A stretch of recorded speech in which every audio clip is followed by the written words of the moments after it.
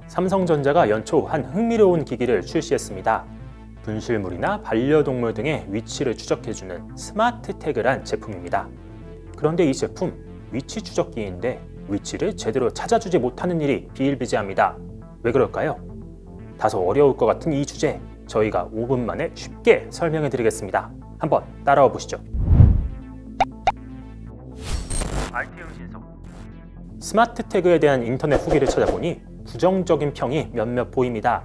정리해보면 이렇습니다. 가까운 거리에선 잘 찾아주는데 막상 먼 거리에선 제품을 잘 찾지 못한다는 겁니다. 설마 위치 추적기인데 실제로 그럴까 싶었는데 저희도 실험해보니 똑같은 현상이 나타났습니다. 제품엔 블루투스 5.0과 초광대역이란 기술이 들어갑니다. 블루투스 5.0은 120m 안팎의 비교적 원거리를 잡아주는 기술이고요. 초광대역은 10m 안팎의 비교적 가까운 거리를 잡아줍니다. 저희는 120m 내에 근거리 그리고 120m 밖에 원거리에 태그를 숨겨놓고 갤럭시 S21 울트라를 활용해 각각 한 차례씩 제품을 찾는 실험을 해봤습니다. IT응신소 박수혁 PD가 제품을 숨겨놨는데요. 제가 한번 찾아볼게요. 스마트띵즈 파인드를 통일까 이렇게 제품이 있는 위치가 실시간으로 확인할 수가 있어요. 대략 한 50m 정도 떨어져 있는 곳에 제품이 있다는 게 보이네요. 한번 찾아가 보겠습니다.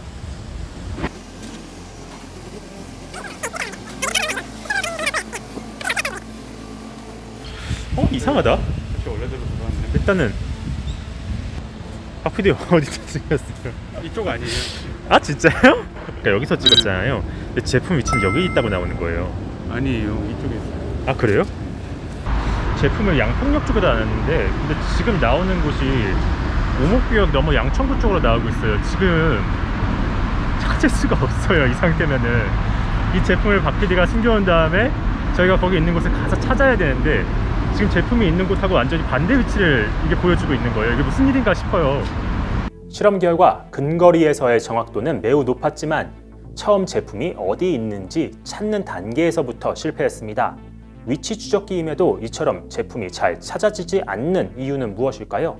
이를 알기 위해선 제품의 작동 원리를 이해해야 합니다. 앞서 블루투스 5.0은 120m 안팎의 거리까지 무선 통신을 지원하는 기술이라 말했습니다. 그렇다면 120m를 넘는 곳은 어떻게 할까요? 삼성전자는 내 것이 아닌 다른 사람의 갤럭시 스마트 기기를 이용하는 방법을 택했습니다. 예컨대 내가 120m 내에 없더라도 다른 갤럭시 스마트폰 사용자가 태그 근처에 있다면 제품을 대신 잡아서 내게 알려주는 겁니다. 다른 갤럭시 기기들이 일종의 네트워크가 되는 것이죠. 그런데 여기엔 한 가지 문제가 있습니다. 이 제품의 위치 추적은 스마트 띵즈 파인드라는 기능으로 작동하는데요. 다른 사람이 위치를 대신 찾아주려면 그 사람 또한 이 기능에 동의해야 합니다. 그런데 스마트 띵즈 파인드를 한 번도 써본 적 없는 사람이라면 당연히 이 기능에 동의하지 않았을 겁니다. 다시 말해 이렇습니다. 주변에 갤럭시 스마트폰을 쓰는 사람이 아무리 많더라도 누구든 스마트 띵즈 파인드를 쓰고 있지 않다면 태그의 정확도는 그만큼 바닥으로 떨어진다는 겁니다. 예컨대 서울 중심과 같은 유동인구가 많은 곳이라면 태그를 찾기가 상대적으로 쉽겠죠.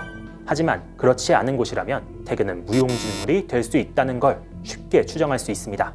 여기까지 보신 분이라면 또 하나의 의문이 들 겁니다. 120m 바깥의 원거리에선 이해가 가는데 비교적 근거리에서도 제품을 제대로 찾지 못했습니다. 그 이유는 무엇일까요?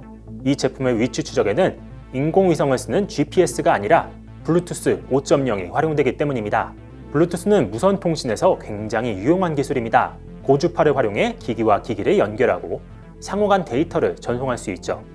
또 일정 함수에 따라 시시각각 주파수를 바꾸는 주파수 도약 기술을 활용해 보안에도 강합니다. 오늘날 사물 인터넷 기기엔 블루투스가 들어가지 않는 제품을 찾기가 더 어려울 정도입니다. 다만 블루투스는 기술적으로 위치를 추적하는 데엔 그다지 적합하지 않습니다. 주변에 전파 간섭이 있거나 벽 등 장애물이 있을 경우 그 정확도가 크게 떨어지기 때문입니다. 실제로 블루투스 5.0은 100m 이상 커버가 가능하다고 하는데 실제 유효거리는 10m 정도로 평가받습니다. 이는 애플에서 최근 출시한 에어태그 또한 마찬가지입니다. 블루투스와 초광대역을 동시에 활용한다고는 하지만 애플의 디바이스 사용자들이 적은 곳에 있다면 그 자체로 위치 추적 정확도는 낮아질 겁니다. 에어태그나 스마트태그 모두 GPS를 달면 되겠지만 그렇지 않았습니다.